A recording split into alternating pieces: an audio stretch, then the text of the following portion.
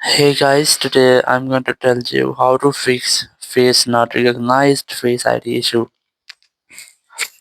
If you're using any iPhone or iPad and you're having the issue that your face ID cannot recognize you, so let's see how can you fix the issue. So the very first step is that you have to make sure that your front camera or this side is clear. There is no any dust or dirt here. If you find anything, try to clean that with a clear cloth, and after that you have to simply open your settings app here, go for general here, and you just have to go for software update, and you have to make sure that you haven't any pending software updates.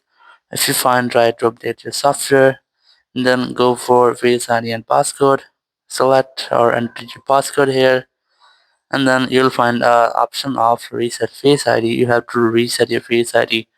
If you find it's and you are unable to reset your face ID, you just have to try to disable your stolen device protection.